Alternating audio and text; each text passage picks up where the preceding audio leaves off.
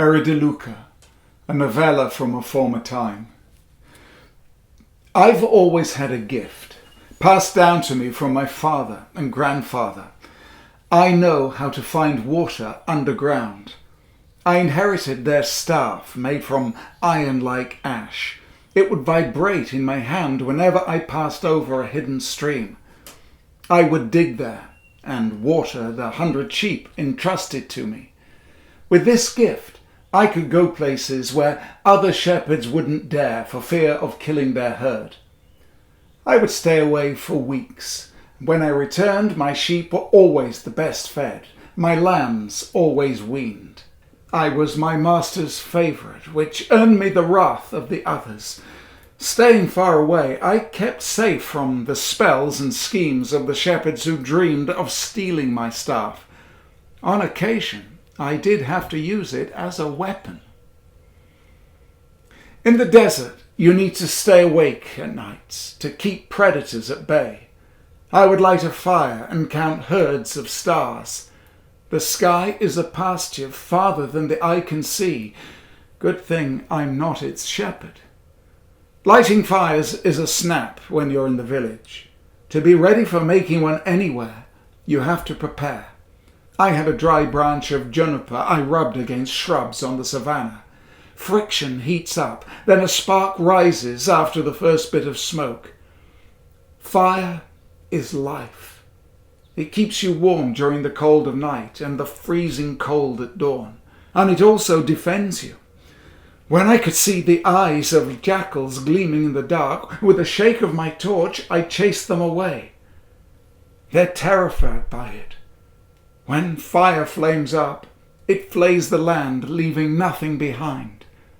All it takes is the wave of a torch, and jackals whimper in fear.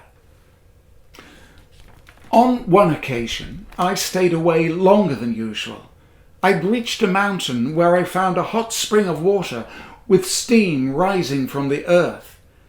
Out of curiosity, I climbed up and found myself in a wide clearing full of soft grass smelling like cinnamon. Around it was a hedge of thorny bushes, a ready-made shelter. It was my discovery. When I got back to the village, I could have asked the master to loan me sheep. I could have repaid them with interest, making a room for myself on the warm mountain. I could even hope to have a wife. Serfs have no such rights. They aren't even given names. None of us shepherds had one. We called each other with whistles. Each had his own signal. Mine was short, a whistle with 2 syllables. I returned after long weeks away, and I had the surprise of finding my village abandoned. They had gone away without any signs of raids or looters. They'd taken everything they could carry by wagon. I had become the sole inhabitant of the village, its keeper, perhaps its master. I would be able to have a name. I could be named. I could carry a name.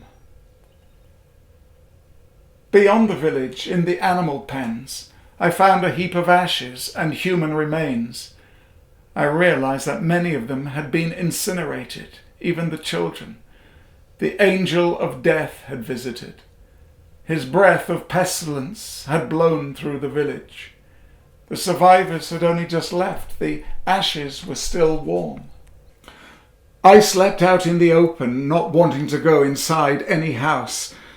At the hour where the sun comes back to earth, a voice rose up. In their isolation, shepherds are used to hearing voices.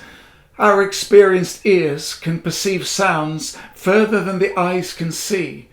And stuck inside silence like dense fog, we hope so much to hear a voice that we almost invent them.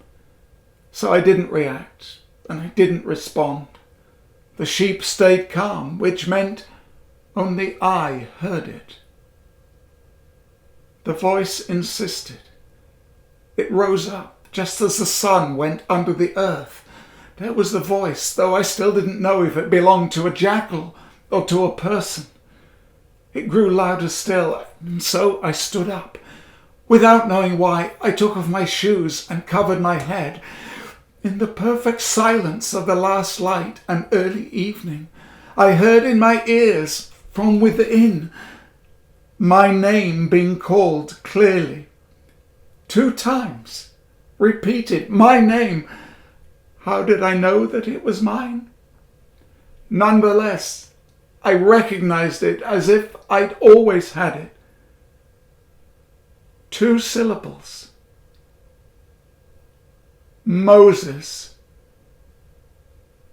Here I am, I said.